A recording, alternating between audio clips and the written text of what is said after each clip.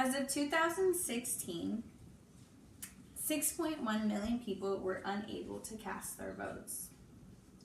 According to Law and Philosophy, Volume 21, currently 47 states prohibit incarcerated felons from voting. 32 of these extend to felons on parole and probation, and 15 states prohibit felons who have already served their sentence unable to vote.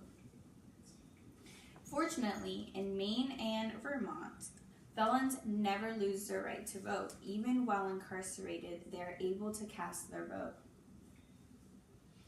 As citizens of the United States, it is our right and duty to vote.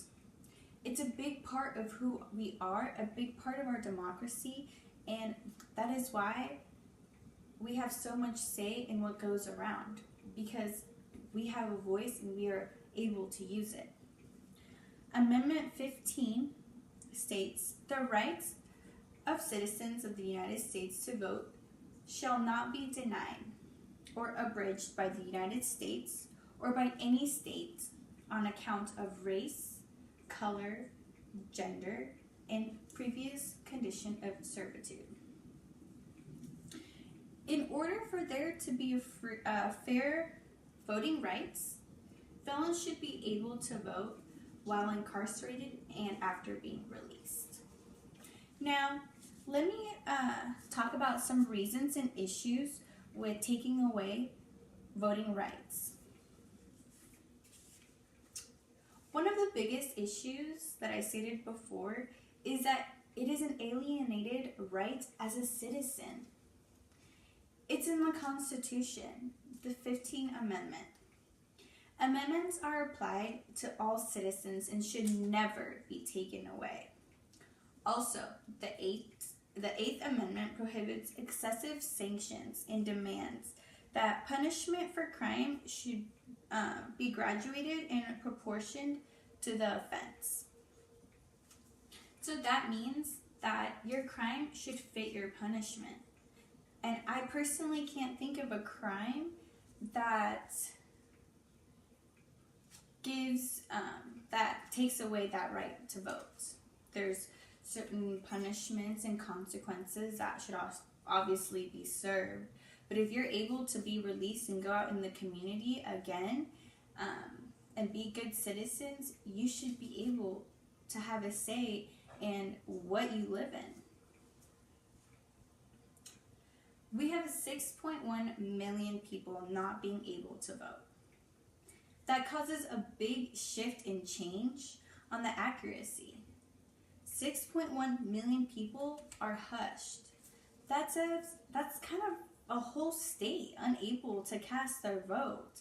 Imagine if all 6.1 million people were able to vote. Would we have who's president now president? It's just, you never really know. A quote from Steve Chapman, a columnist and editorial writer at the Chicago Tribune, stated, "We let ex-convicts marry, reproduce, buy beer, own property, and drive. They don't lose their freedom of religion, their rights against self-incrimination, or the right to not have soldiers quartered in their homes in time of war. But in many places, the assumption is that they can't be trusted to choose our leaders. If we thought criminals could not be reformed, they wouldn't be released in the first place. If we genuinely felt like felons aren't responsible and aren't able to be within the community, within a million other people, we wouldn't be letting them out. When a person is released from prison, they are trusted within the community to do what is right. They're given another opportunity at life. Often, people find it hard to move on with that part of their life because they're labeled. Their bad choices follow them around everywhere. How can can someone move on and do better when their bad choice is constantly following them around everywhere and affecting their everyday lives? People are unable to go back to school, unable to buy homes or rent an apartment. They are unable to get loans and find jobs. Now that we've talked about some of the reasons why it's unethical, let's look at some solutions to their problems and how we can improve not only the United States, but the rights of others.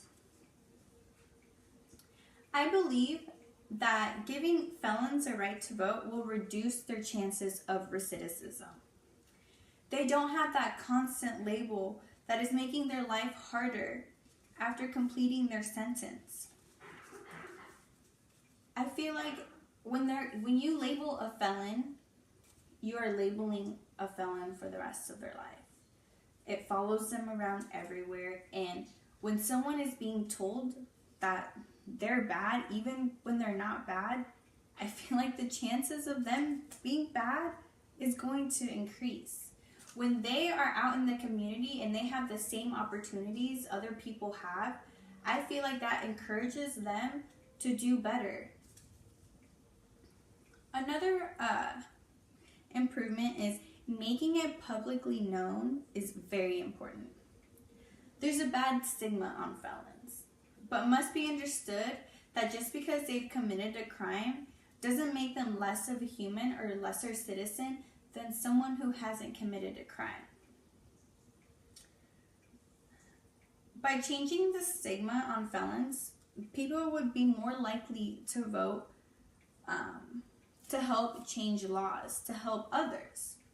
You know, when someone thinks that they're voting to help a bad person, they're not going to vote for them to do better. But when we start changing the stigma around felons, people are going to be more likely to want to choose people and vote to improve the living conditions of others. And when people get better informed, they vote, they're more likely to elect people into office that are going to change things around them. We need criminal justice reform. We need prison reform. We need changes within the criminal justice system.